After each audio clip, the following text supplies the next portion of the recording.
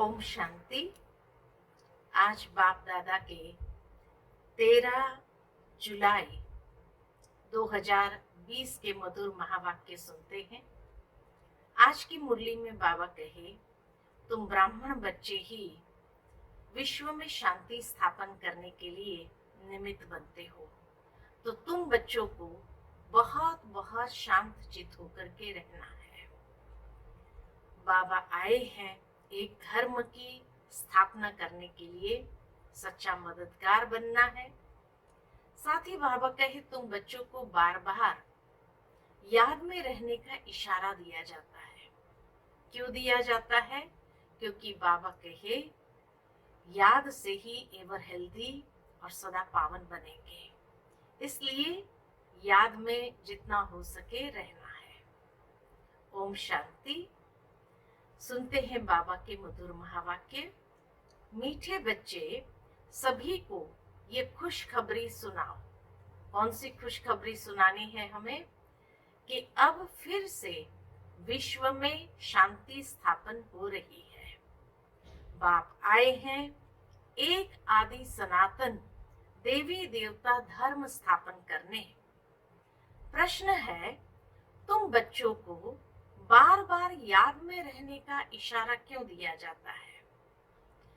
उत्तर है, क्योंकि ever healthy और सदा पावन बनने के लिए है ही याद।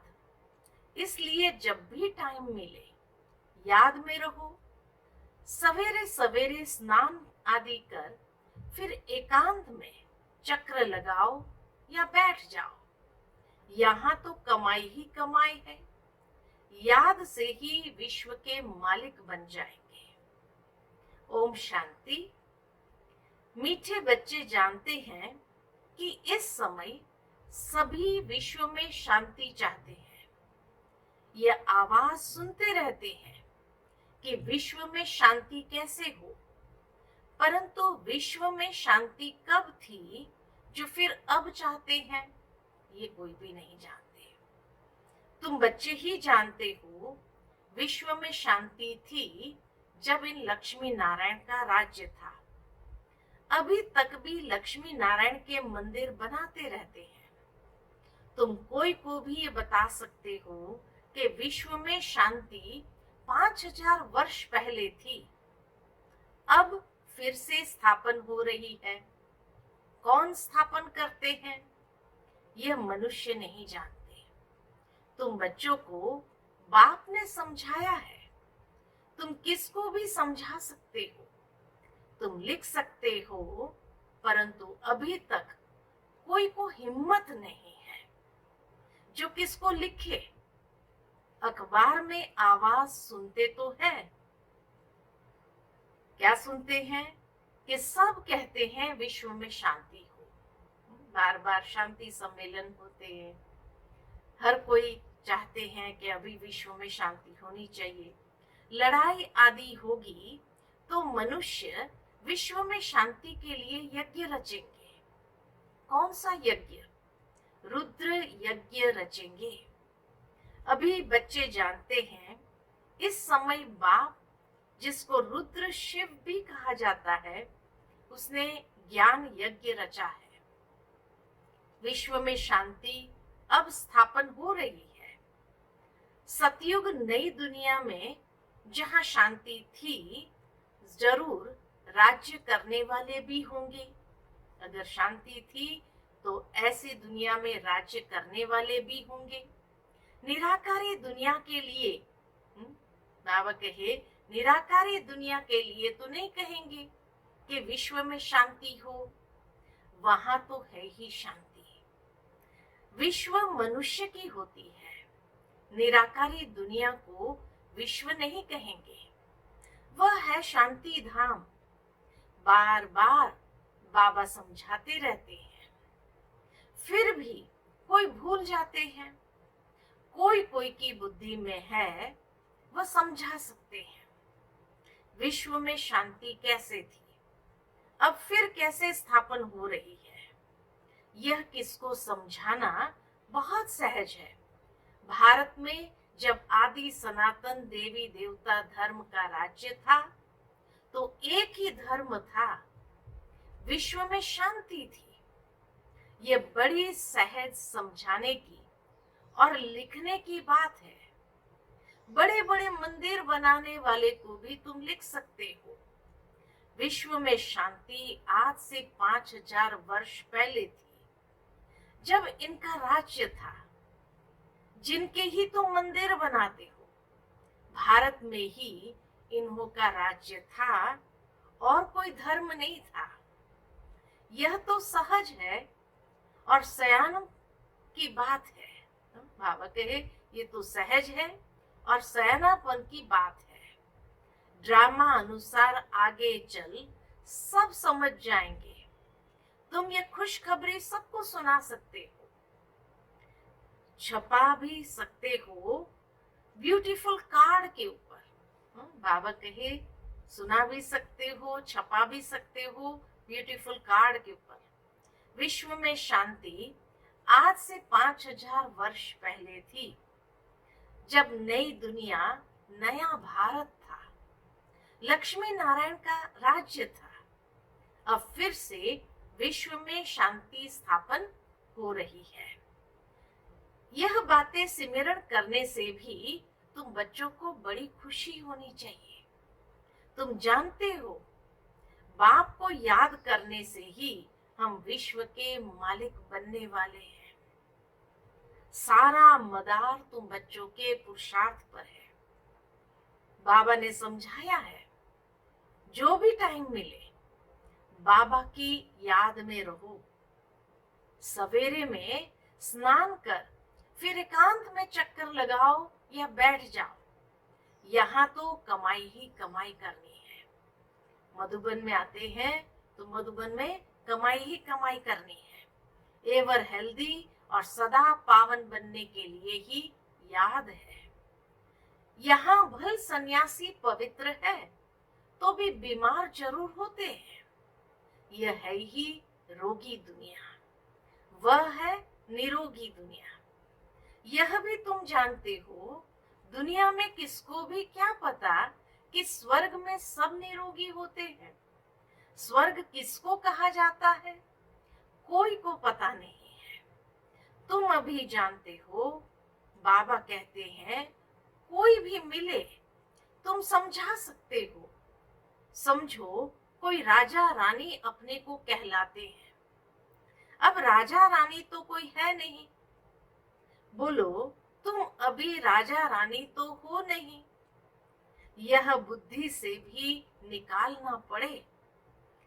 महाराजा महारानी श्री लक्ष्मी नारायण की राजधानी तो अब स्थापन हो रही है, तो जरूर यहाँ कोई भी राजा रानी नहीं होने चाहिए। हम राजा रानी है यह भी भूल जाओ। बाबा कहे अगर कोई ऐसे बच्चे आते हैं बाबा के ज्ञान में, जो इस भौतिक दुनिया में कुछ समय राजा रानी के उसमें रहे, तो बाबा कहे ये बात भी भूल जाओ। ऑर्डिनरी मनुष्य के मुआफिक चलो। इन्हों के पास भी पैसे सोना आदि रहता तो है ना। अभी कायदे पास हो रहे हैं, यह सब ले लेंगे, फिर कॉमन मनुष्य के मुआफिक हो जाएंगे। देखो उस समय बाबा ने भविष्यवाणी किया था। इंडिपेंडेंस जब हुआ था तब की बात है, जब पार्टीशन हुआ, इंडिपेंडेंस हुआ, उस समय की ये भविष्यवाणी थी बाबा की। उस समय तो छोटे छोटे राजाएं रियासतें थी भारत के अंदर, लेकिन बाबा ने कहा गवर्नमेंट सब कुछ ले लेंगी और आप सब कॉमन मैन की तरह हो जाएंगे, फिर कॉमन मनुष्य के मुआफिक हो जाएंगे। यह भी युक्तियां रच रहे हैं। गायन भी है ना, किसकी दबी रही धूल में किसकी राजा खाए। अब राजा कोई की खाते नहीं है ना। अब बाबा कहे राजा कोई की खाते नहीं है। राजाएं तो है नहीं, प्रजा ही प्रजा का खा रही है। आजकल का राज्य बड़ा वंडरफुल है। जब बिल्कुल राजाओं का नाम निकल जाता है तो फिर राजधानी स्थापन होती है। अभी तुम जानते हो हम वहां जा रहे हैं जहां विश्व में शांति होती है ही सुख धाम, सतो प्रधान दुनिया। हम वहां जाने के लिए पुरुषार्थ कर रहे हैं। बच्चियां भपके से बैठकर समझाएं, बाबा कहे बच्चियां भपके से बैठकर समझाएं, बाहर का सिर्फ आर्टिफिशियल भपका नहीं चाहिए। आजकल तो आर्टिफिशियल भी बहुत निकले हैं ना। यहाँ तो पक्के ब्रह्मा कुमार कुमारियां चाहिए। तुम ब्राह्मण ब्रह्मा बाप के साथ विश्व में शांति की स्थापना का कार्य कर रहे। ऐसे शांति स्थापन करने वाले बच्चे बहुत शांत चित्त और बहुत मीठे चाहिए। बाबा कहे बाबा के साथ विश्व में शांति स्थापन करने वाले बच्चे बहुत शांत चित्त और बहुत मीठे चाहिए, क्योंकि जानते हैं हम निमित्त बने हैं विश्व में शांति स्थापन करने। तो पहले हमारे में बहुत शांति चाहिए, बातचीत भी बहुत आहिस्ते आहिस्ते बड़ी रॉयल्टी से करनी है। तुम बिल्कुल गुप्त हो, तुम्हारी बुद्धि में अविनाशी ज्ञान रत्नों का खजाना भरा हुआ है। बाप के तुम वारिस हो ना, जितना बाप के पास खजाना है तुमको भी पूरा भरना चाहिए। सारी मिल्कियत आपकी है, परंतु वो हिम्मत नहीं है तो ले नहीं सकते। बाबा की मिल्कियत लेने के लिए भी हिम्मत चाहिए। तो बाबा कहे इतना बाबा खजाना दे रहा है, इतनी सारी मिल्कियत है, लेकिन लेने की भी हिम्मत चाहिए। लेने वाले ही ऊंचे पद पाएंगे। कोई को समझाने का बड़ा शौक चाहिए। हमको भारत को फिर से स्वर्ग बनाना है। धंधा आदि करते साथ में यह भी सर्विस करनी है। इसलिए बाबा जल्दी जल्दी करते हैं। फिर भी होता तो ड्रामा अनुसार ही है। हर एक अपने टाइम पर चल रहा है। बच्चों को भी पुरुषार्थ करा रहे हैं। बच्चों को निश्चय है कि अभी बाकी थोड़ा समय है, यह हमारा अंतिम जन्म है, फिर हम स्वर्ग में होंगे। यह दुख धाम है, फिर सुख धाम हो जाएगा। बनने में टाइम तो लगता है ना। यह विनाश छोटा थोड़ी है। जैसे नया घर बनता है तो फिर नए घर की ही याद आती है। तो वह है हद की बात, उसमें कोई संबंध आदि थोड़े बदल जाते हैं। पुराने घर से नए मकान में जाते हैं तो बाबा कहे दुनिया में तो संबंध आदि नहीं बदल जाते, लेकिन यहाँ इतना बड़ा विनाश है, कोई छोटा थोड़ी है। पूरी दुनिया बदल रही है और सारी दुनिया बदलेगी, संबंध बदल जाएंगे, सब कुछ बदल जाएगा, है ना। यह तो पुरानी दुनिया ही बदलनी है। फिर जो अच्छी रीति पढ़ेंगे वह राजाई कुल में आएंगे, नहीं तो प्रजा में चले जाएंगे। बच्चों को बड़ी खुशी होनी चाहिए। बाबा ने समझाया है 50-60 जन्म तुम सुख पाते हो। द्वापर में भी तुम्हारे पास बहुत धन रहता है। दुख तो बाद में होता है। राजाएं जब आपस में लड़ते हैं, फूट पड़ती है, तब दुख शुरू होता है। पहले तो अनाज आदि भी बहुत सस्ते होते हैं, फैमिन आदि भी बाद में पड़ती है। तुम्हारे पास बहुत धन रहता है। सतो प्रधान से तमो प्रधान में धीरे धीरे आते हैं। तो तुम बच्चों को अंदर में बहुत खुशी होनी चाहिए, बहुत खुशी रहनी चाहिए। एक तो बाबा कहे शांति स्थापन कर रहे हो तो शांत चित होना है, फिर बहुत मीठा होना है।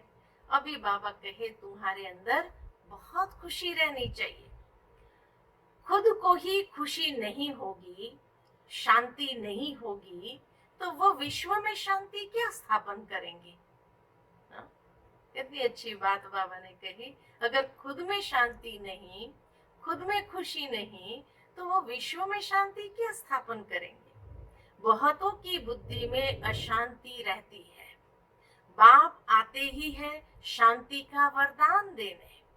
कहते हैं मुझे याद करो, तो तमो प्रधान बनने कारण जो आत्माएं अशांत हो पड़ी है, वह याद से सतो प्रधान शांत बन जाएंगे। इसलिए बाबा कहते मुझे याद करो, तो जो तमो प्रधान बने हैं वो धीरे धीरे सतो प्रधान बन जाएंगे। परंतु बच्चों से याद की मेहनत पहुंचती नहीं है। याद में न रहने के कारण ही फिर माया के तूफान आते हैं। याद में रहकर पूरा पावन नहीं बनेंगे तो सजाएं खानी पड़ेगी, पद भी भ्रष्ट होगा। ऐसे नहीं समझना चाहिए स्वर्ग में तो जाएंगे ना। अरे मार खाकर पाए पैसे का सुख पाना यह कोई अच्छा है क्या? मनुष्य ऊंच पद पाने के लिए कितना पुरुषार्थ करते हैं। ऐसे नहीं कि जो मिला सो अच्छा। ऐसा कोई नहीं होगा जो पुरुषार्थ नहीं करेगा। भीख मांगने वाले फकीर लोग भी अपने पास पैसे इकट्ठे करते हैं, तो उसमें भी वो पुरुषार्थ करते हैं, मेहनत करते हैं। पैसे के तो सभी भूखे होते हैं। पैसे से हर बात का सुख होता है। तुम बच्चे जानते हो, हम बाबा से अथाह धन लेते हैं। पुरुषार्थ कम करेंगे तो धन भी कम मिलेगा। बाप धन देते हैं ना, कहते भी है धन है तो अमेरिका आदि का चक्कर लगाओ। तुम जितना बाप को याद करेंगे और सर्विस करेंगे उतना सुख पाएंगे। बाप हर बात में पुरुषार्थ कराते ऊंच बनाते हैं। समझते हैं बच्चे नाम बाला करेंगे हमारे कुल का। तुम बच्चों को भी ईश्वरीय कुल का, बाप का नाम बाला करना है। यह सत बाप, सत टीचर, सत गुरु ठहरा। ऊंचते ऊंच बाप, ऊंचते ऊंच सच्चा सतगुरु भी ठहरा। यह भी समझाया है कि गुरु एक ही होता है, दूसरा न कोई। सर्व का सदगति दाता एक, यह भी तुम जानते हो। अभी तुम पारस बुद्धि बन रहे हो। पारसपुरी के पारसनाथ राजा रानी बनते हो। कितनी सहज बात है। भारत गोल्डन एज था। विश्व में शांति कैसे थी, यह तुम इस लक्ष्मी नारायण के चित्र पर समझा सकते हो। हेवन में शांति थी, अभी है हेल। इनमें अशांति है। हेवन में ये लक्ष्मी नारायण रहते हैं ना। कृष्ण को लॉर्ड कृष्ण भी कहते हैं, कृष्ण भगवान भी कहते हैं। अब लॉर्ड तो बहुत है, जिसके पास जमीन लैंड ज्यादा जास्ती होती है उनको भी कहते हैं लैंड लॉर्ड। कृष्ण तो विश्व का प्रिंस था। जिस विश्व में शांति थी, यह भी किसको पता नहीं है कि राधे कृष्ण ही लक्ष्मी नारायण बनते हैं। तुम्हारे लिए बाबा कहे, तुम्हारे लिए लोग कितनी बातें बनाते हैं, हंगामे मचाते हैं। कहते हैं यह तो भाई बहन बनाते हैं। समझाया जाता है प्रजापिता ब्रह्मा के मुख वंशावली ब्राह्मण, जिसके लिए गाते हैं ब्राह्मण देवी देवताएं नमः। ब्राह्मण भी उन्हों को नमस्ते करते हैं, क्योंकि वह सच्चे भाई बहन है। पवित्र रहते हैं तो पवित्र की क्यों नहीं इज्जत करेंगे। कन्या पवित्र है तो उनके भी पांव पड़ते हैं। बाहर का विजिटर आएगा, वह भी कन्या को नमन करेगा। इस समय कन्या का इतना मान क्यों है? क्योंकि तुम ब्रह्मा कुमार कुमारियां हो ना, मेजॉरिटी तुम कन्याओं की है। शिव शक्ति पांडव सेना गाई हुई है, इनमें मेल भी है, मेजॉरिटी माताओं की है, इसलिए गाया जाता है। जो तो जो अच्छी रीति पढ़ते हैं वह ऊंच बनते हैं। बाबा कहे जो अच्छी रीति पढ़ते हैं वह ऊंच बनते हैं। अभी तुम सारे वर्ल्ड की हिस्ट्री ज्योग्राफी जान गए हो, चक्र पर भी समझाना बहुत सहज है। भारत पारसपुरी था, अभी है पत्थरपुरी, तो सभी पत्थर नाथ ठहरे ना। तुम बच्चे इस 84 के चक्र को भी जानते हो। अभी जाना है घर, तो बाप को भी याद करना है। तो बाप को भी याद करना है, जिससे पाप कटते हैं। परंतु बच्चों से याद की मेहनत पहुंचती नहीं है। क्यों क्यों नहीं पहुंचती है? क्योंकि बाबा कहे अलबेलापन है, सवेरे उठते नहीं है। अगर उठते हैं तो मजा नहीं आता, नींद आने लगती है तो फिर सो जाते हैं, होपलेस हो जाते हैं। बाबा कहते बच्चे ये युद्ध का मैदान है ना, इसमें होपलेस नहीं होना चाहिए। याद के बल से ही माया पर जीत पानी है, इसमें मेहनत करनी चाहिए। बहुत अच्छे अच्छे बच्चे जो यथार्थ रीति याद नहीं करते, चार्ट रखने से, बाबा कहे अच्छे अच्छे बच्चे यथार्थ रीति याद नहीं करते, चार्ट रखने से घाटे फायदे का पता पड़ जाता है।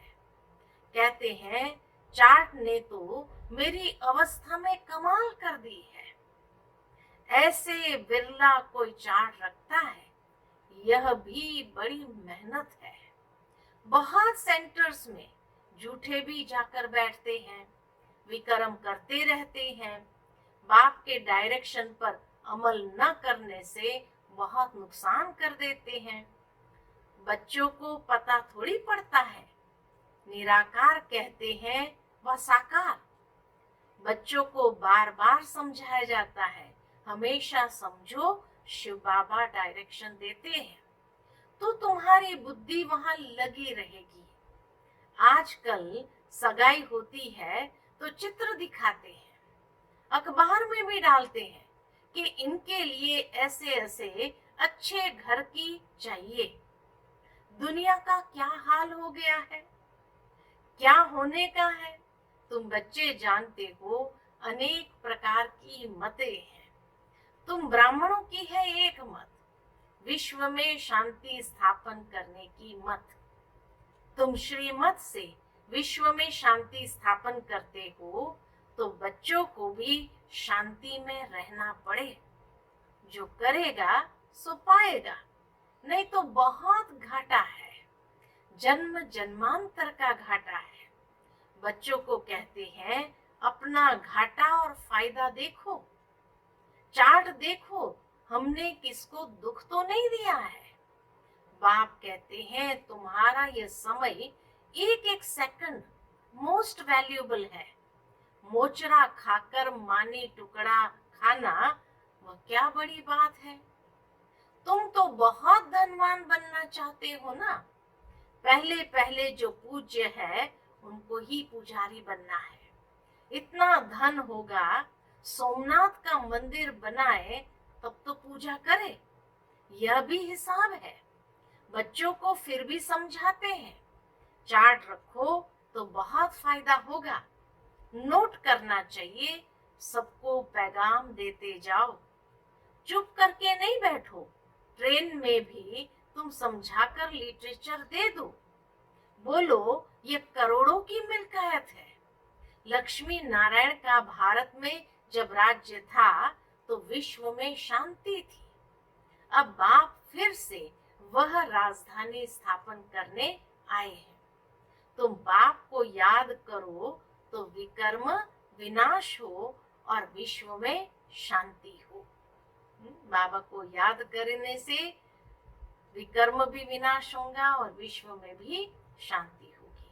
अच्छा, मीठे मीठे सिकिलदे बच्चों प्रति माता पिता बाप दादा का याद प्यार और गुड मॉर्निंग।